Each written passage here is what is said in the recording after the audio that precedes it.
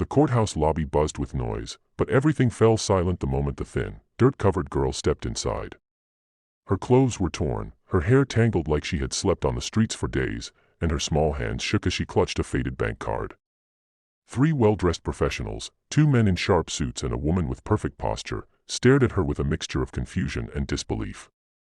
One of the men, a wealthy businessman known for his arrogance, burst into laughter the moment he saw her timidly raise the card. Yet the girl didn't back away. She stood there, trembling but determined. Her voice cracked as she whispered the words that made the crowd fall silent. I just want to see my balance. If you believe kindness and second chances matter in this world, please like, comment, share, and subscribe. It truly helps spread these meaningful stories. Her name was Lila, a 15-year-old who had seen more suffering in a year than most people would in a lifetime. After losing her mother to illness and being abandoned by distant relatives who considered her a burden, she had been surviving on the streets, taking shelter in abandoned buildings and eating whatever scraps she could find. What kept her going was a small card her mother had given her before she passed. For when you're old enough to start your life, her mother had said. Lila never knew what it meant. She only knew it was the last thing her mother placed in her hand, wrapped in warmth and hope. On this day, hunger gnawed at her, exhaustion pressed down on her, and every step she took toward the courthouse banking kiosk felt like a battle. She had been turned away from 2 banks already. No address. No guardian. No proper clothing. People assumed she was begging. But she wasn't. She just needed someone, anyone, to help her check the balance on the card that had been her only link to hope. The businessman who laughed at her, Mr. Rowan, had come to the courthouse for an entirely unrelated case. He had made his fortune by outsmarting, overpowering, and outmaneuvering people weaker than him. When he saw the girl's dirty face and trembling hands, he chuckled loudly, amused by what he assumed was another desperate attempt at pity. His friend smirked beside him. The woman with them, though silent, seemed uncomfortable, as if something inside her whispered that this moment wasn't as simple as it looked. Lila ignored their laughter. She only wanted someone to help her. She lifted the card again, her eyes pleading, her voice barely rising above a whisper. Please. I just want to see my balance. I don't need anything else. The attorney near the kiosk hesitated. Sir, she said gently to the businessman, maybe we should let her try. It's just a balance check. But Rowan waved it off with a grin. If she has more than $5 on that thing, I'll buy everyone in here lunch. The people nearby chuckled, except the attorney, who stepped forward anyway and guided Lila to the small self-service screen. The girl's hands shook so badly that the attorney had to help her insert the card.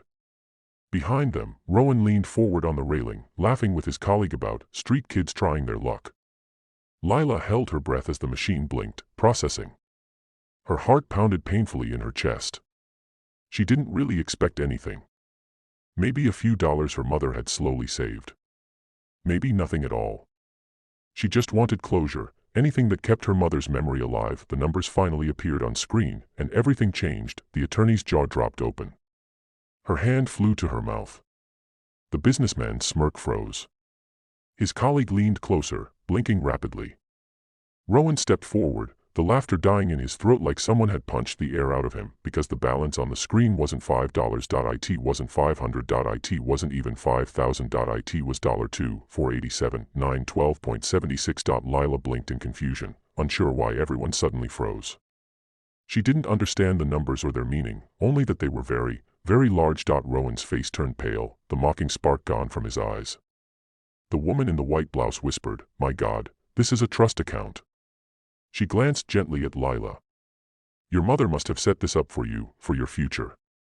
Lila felt something inside her collapse, relief, grief, and overwhelming love pouring out all at once. She didn't cry loudly. She simply stood there, tears slipping silently down her dirt-streaked cheeks, because for the first time in so long, the world didn't feel cold.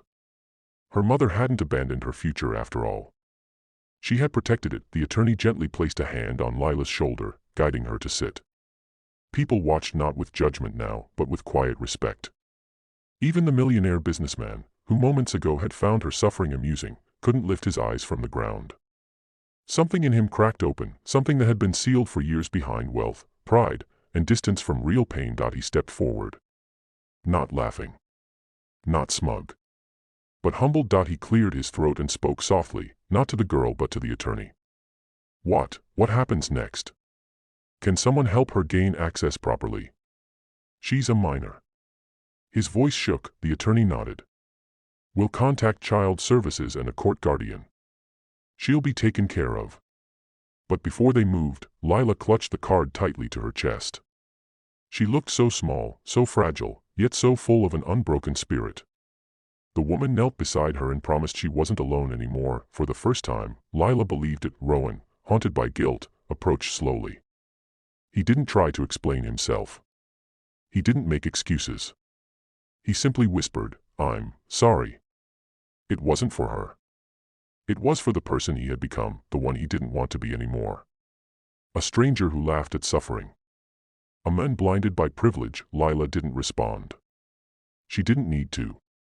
Her silence was more powerful than any forgiveness spoken aloud. As officials stepped in to help her, the crowd watched a quiet transformation, of a girl rising from hopelessness and a man falling into awareness. A moment that reminded everyone that worth isn't measured by appearance, clothes, or circumstances, but by the stories hidden beneath the surface. If this story touched your heart, please make sure to like, comment, share, and subscribe. Your support helps these powerful messages reach more people. Before we end, speech balloon special request, comment, kindness changes everything. If you believe every person deserves compassion,